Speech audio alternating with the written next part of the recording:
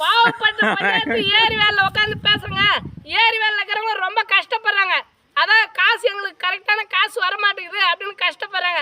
அது உன் சேனலில் போடுங்க. ஏரி வேலைக்கு காசு வந்து 500 ரூபாய் எதிர்பார்க்குறாங்க குறைந்தபட்சம். ஆனால் 300 தான் வருதுன்னு கஷ்டப்படுறாங்க. நாங்கள் காலைல 6 மணிக்கு வந்து 2 மணி வரைக்கும் செய்கிறோம். எங்களுக்கு 500 ரூபாய் கொடுக்குறீங்க. எங்களுக்கு தேவையில்ல, எங்களுக்கு 300 ரூபாய் கொடுங்க போதும். ஆனால் அவங்களுக்கு 500 ரூபாய் கொடுங்க.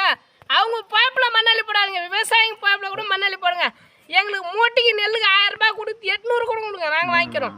அதே போல் டன்னுக்கு 3000 கொடுத்து 2000 கூட கொடுங்க, நாங்கள் வாங்கிக்கிறோம். ஆனால் அவங்க காசு கரெக்டாக கொடுத்துருங்க. ஆமாம், அதுதான் இந்த பாவப்பட்ட பஞ்சாயத்து பூரா பேருமே சொல்கிறாங்க. ஏரி வேலை காசு கிணமா வர மாட்டேங்குது, கிணமா வர மாட்டேங்குது. நீங்கள் மட்டும் கொள்ளாட்சி மாறிங்க.